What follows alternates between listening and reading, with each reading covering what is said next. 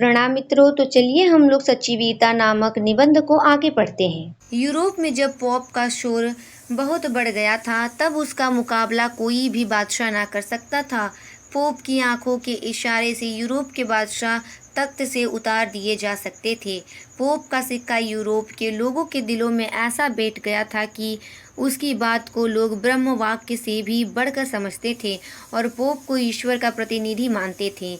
लाखों ईसाई साधु सन्यासी और यूरोप के तमाम गिरजे पोप के हुक्म की पाबंदी करते थे।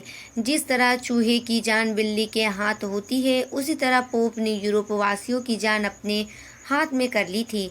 इस पोप का बल और आतंक बड़ा भयानक था, मगर जर्मनी के एक छोटे से मंदिर के कंगाल पादरी की आत्मा जल उठी। पोप ने इतनी लीला फैलाई थी कि यूरोप में स्वर्ग और नर्क के टिकट बड़े बड़े दामों पर बिकते थे। टिकट बेच बेच कर यह पोप बड़ा विषयी हो गया था। लूथर के पास जब टिकट बिक्री होने को पहुंचे तब उसने पहले एक चिट्ठी लिखकर भेजी कि ऐसे काम झूठे तथा पापमय हैं और बंद होने चाहिए। पोप ने इसका जवाब दिया, लूथर, तुम इस गुस्ताखी के बदले आग में जिंदा जला दिए जाओगे। इस जवाब से लूथर की आत्मा की आग और भी भड़की। उसने लिखा, अब मैंने अपने दिल में निश्चय कर लिया है कि तुम ईश्वर के तो नहीं, शैतान के प्रतिनिधि हो। अपने आप को ईश्वर के प्रतिनिधि कहने वाले मिथ्यावादी, जब मैंने तुम्हारे पास सत्यार्थ का संदेश भेजा तब तुमने आग और जल्लाद के नामों से जवाब दिया। उससे साफ प्रतीत होता है कि तुम शैतान की दल पर खड़े हो, ना कि सत्य की चट्टान पर। यह लो तुम्हारे टिकटों के गट्ठे। मैंने आग में फेंके, मुझे जो करना था मैंने कर दिया। जो अब तुम्हारी इच्छा हो करो।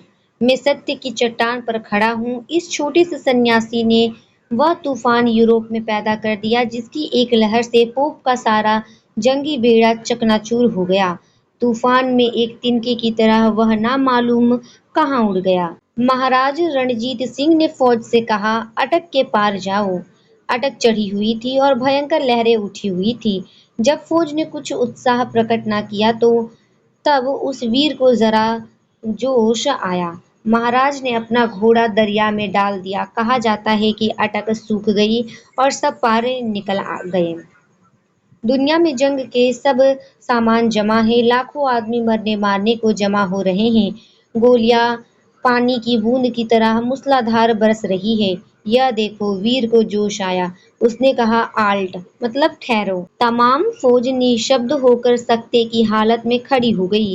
एल्प्स के पहाड़ों पर फौज ने चढ़ना असंभव समझा। क्यों ही वीर ने कहा, एल्प्स है ही नहीं।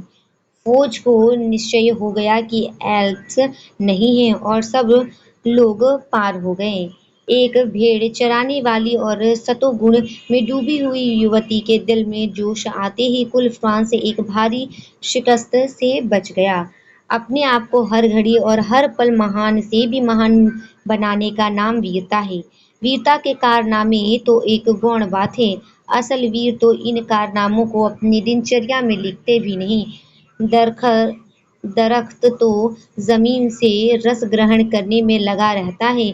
उसे यह ख्याल ही नहीं होता कि मुझ में कितने फल या फूल लगेंगे और कब लगेंगे।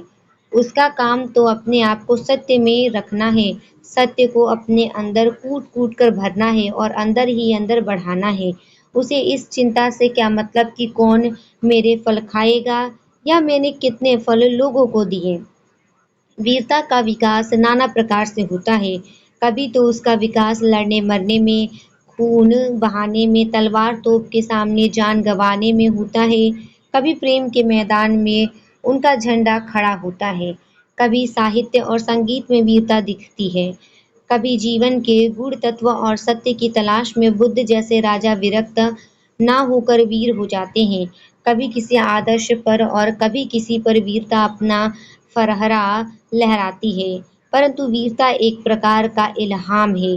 जब कभी इसका विकास हुआ तभी एक नया कमाल नजर आया, एक नया जलाल पैदा हुआ, एक नई रौनक, एक नया रंग, एक नई बहार, एक नई प्रभुता संसार में छा गई। वीरता हमेशा निराली और नई होती है। नयापन भी वीरता का एक खास रंग है। हिंदुओं के पुराणों का वह अलंकारिक ख्याल जिससे पुराणकारों ने ईश्वरावतारों को अजीब-अजीब और भिन्न-भिन्न लिबास दिए हैं, सच्ची मालूम होती है क्योंकि वीरता का एक विकास दूसरे विकास से कभी किसी तरह मिल नहीं सकता। वीरता की कभी नकल नहीं हो सकती।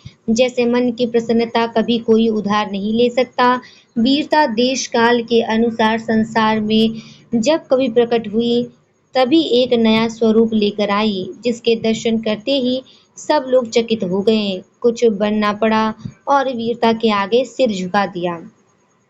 जापानी वीरता की मूर्ति पूजते हैं। इस मूर्ति का दर्शन वे चेरी के फूल की शांत हंसी में करते हैं।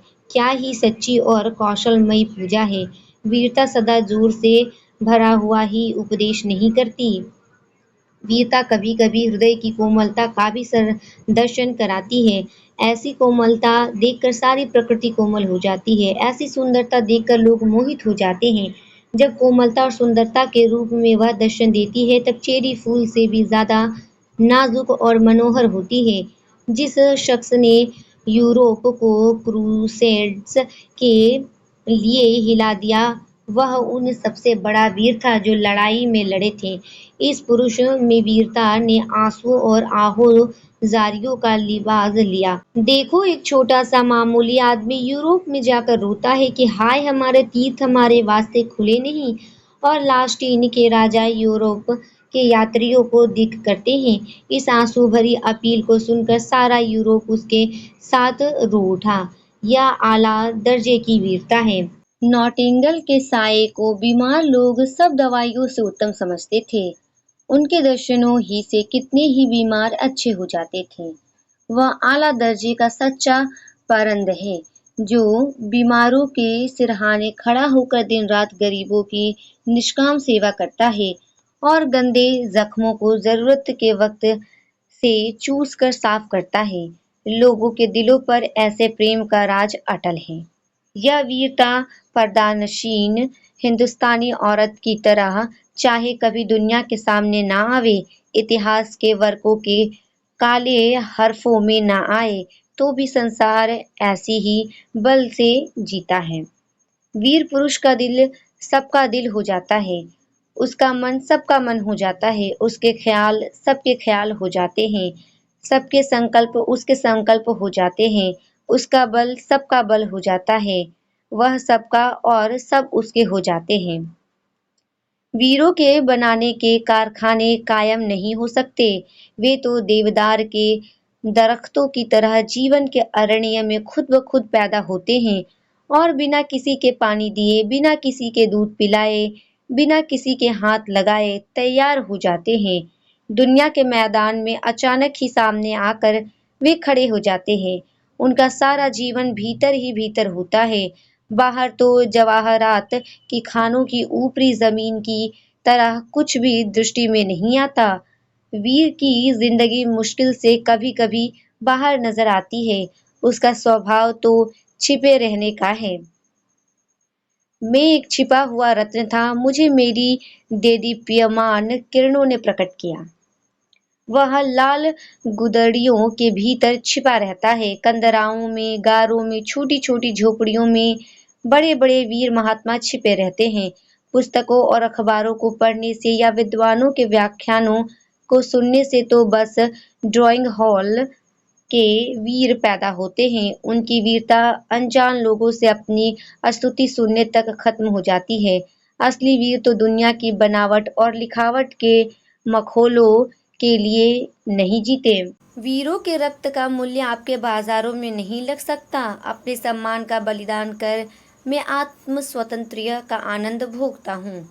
हर दफे दिखावे और नाम की खातिर छाती ठोक कर आगे बढ़ना और फिर पीछे हटना पहले दर्जे की बुज़दिली है। वीर तो यह समझता है कि मनुष्य का जीवन एक जरा सी चीज़ है, वह सिर्फ एक बार के लिए काफ़ी है, मानो इस बंदूक में एक ही गोली है। हाँ, कायर पुरुष इसको बड़ा ही कीमती और कभी ना टूटने वाला हथियार समझता है।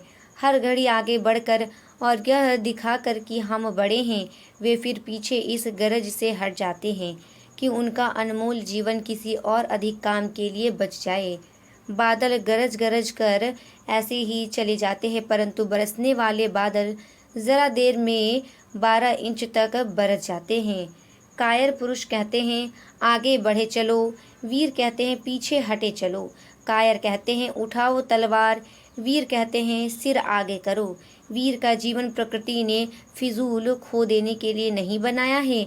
वीर पुरुष का शरीर कुदरत की कुल ताकतों का भंडार है। कुदरत का यह मरकज हिल नहीं सकता। सूर्य का चक्कर हिल जाए तो हिल जाए, परंतु वीर के दिल में जो देवी केंद्र है वह अचल है। कुदरत के और पदार्थों की पॉलिसी चाहे आगे बढ़ने की हो, अर्थात अपने बल को नष्ट करने की हो, मगर वीरों की पॉलिसी बल हर तरह से इकट्ठा करने और बताने की होती है। वीर तो अपने अंदर ही मार्च करते हैं, क्योंकि हृदयाकाश के केंद्र में खड़े होकर वे कुल संसार को हिला सकते हैं। इसके आगे के निबंध को हम लोग अगले वीडियो में पढ़ेंगे। तब तक के लिए धन्यवाद।